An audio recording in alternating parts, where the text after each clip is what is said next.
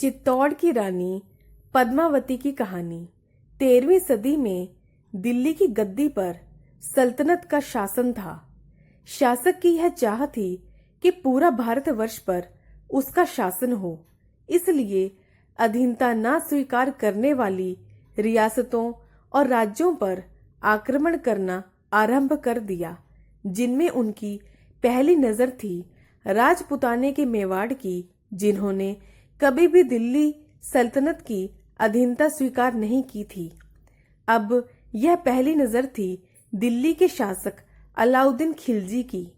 एक बार उन्होंने मेवाड़ राज्य पर आक्रमण किया तो उनकी बुरी नजर मेवाड़ की महारानी पद्मावती पर पड़ी। कौन थी रानी पद्मावती? क्या है इतिहास? पद्मिनी चित्तौड़ के राणा रतन सिंह की पत्नी थी। यह अपनी सुंदरता के लिए विख्यात थी। अलाउद्दीन खिलजी के चित्तौड़ आक्रमण का एक कारण पद्मिनी को प्राप्त करना भी था।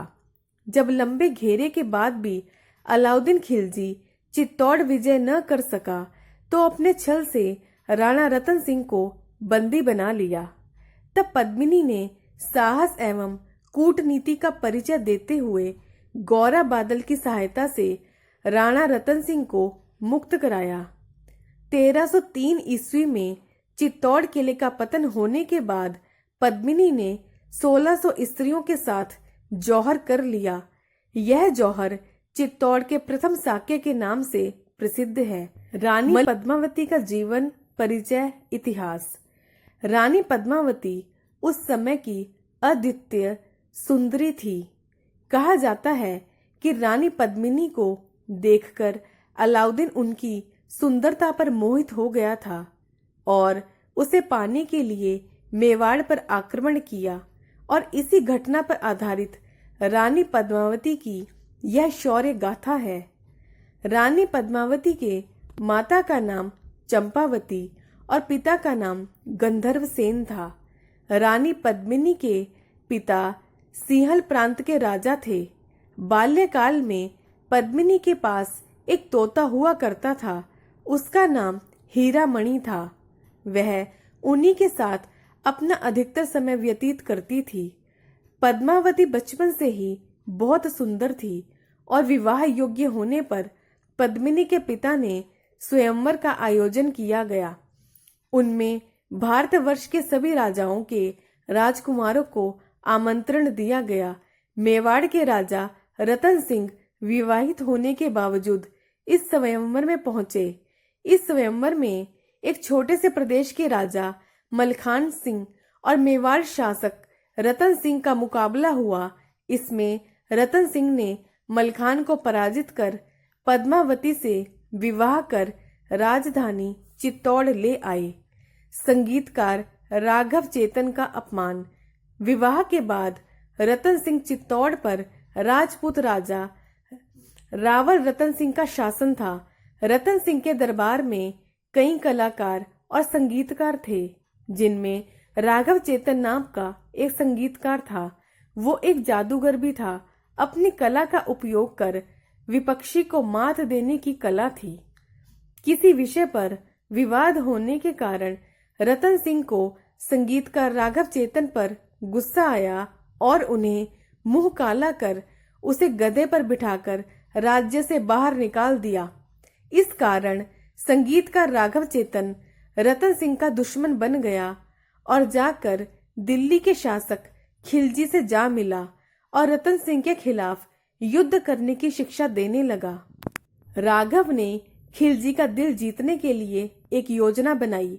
दिल्ली के पास ही एक जंगल में छिप गया, जहां खिलजी अपने दल के साथ शिकार खेलने आया करता था। जैसे ही खिलजी का दल जंगल में प्रवेश किया तो राघव ने मधुर धुन में बांसुरी बजाने लगा। यह सुन खिलजी विचार में पड़ गया और उन्हें अपने दरबार में पेश करने का आदेश दे दिया। राघव चेतन ने चालाकी से रतन सिंह को बर्बाद करने के लिए खिलजी के सामने रानी पद्मावती की अद्वितीय सुंदरता का बखान कर दिया। यह सब सुनकर खिलजी को मोह वासना जागृत हो गई और उन्होंने रानी पद्मावती को पाने का प्रण ले लिया और अपनी सेना को चित्तौड़ पर आक्रमण कर पद्मिनी को अपनी पत्नी बनाने की सोची। रानी पद्मावती और खिलजी का चित्तौड़ पर आक्रमण। रानी पद्मावती को पाने की ललक ने खिलजी ने चित्तौड़ के लिए आक्रमण की ठानी। रानी पद्मिनी को पाने के लिए खिलजी ने एक चाल चली और रतन सिंह को पत्र लिखकर कहा कि रानी पद्मिनी को वह अपनी बहन के समान मानता है और एक बार उनके दर्शन करना चाहता है। इस पर रतन सिंह ने सहमति जताई और रानी पद्मावती ने कांच में अपना चेहरा दिखाने को राजी हो गया।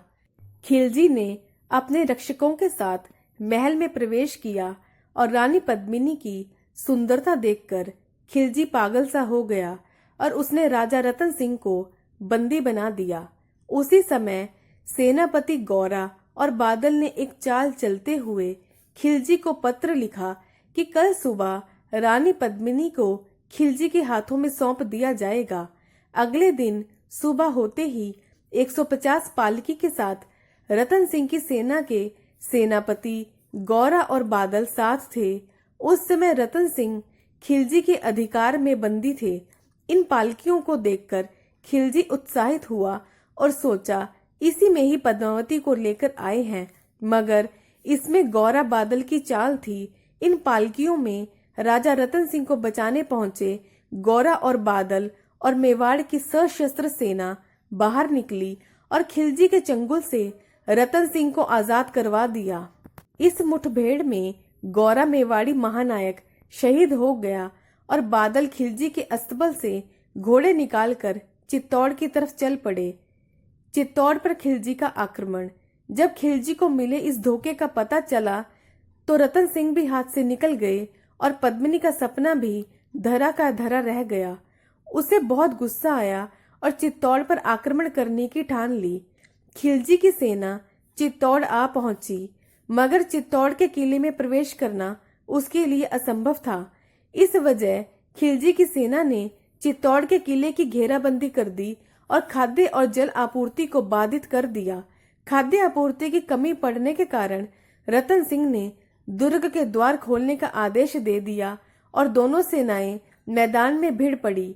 इस युद्ध में मेवाड़ी सेना के सारे सिपाही मारे गए और अब खिलजी ने आदेश दिया कि दुर्ग के भीतर की राजपूत महिलाओं को बंदी बनाया जाए। रानी पद्मावती का जौहर। राजपूत सेना के हारने की खबर पाकर रानी पद्मावती ने चित्तौड़ दुर्ग के अंदर एक बड़ी चिता जलाने को कहा और जैसे ही खिलजी की सेना महिलाओं को बंदी बनाने के लिए दुर्ग के भीतर प्रवेश करने लगी, राजपूती महिलाओं ने अपनी आबरू की खातिर उस जलती अग्नि कुंड में सभी महिलाओं के साथ कूद पड़ी और देखते ही देखते सभी ने जौहर कर दिया। मेवाड़ के इस जौहर को आज भी लोक गीतों में याद किया जाता है। दोस्तों, अगर आपको मेरी वीडियो पसंद आए तो मेरे चैनल को सब्सक्राइब करना ना भूलें।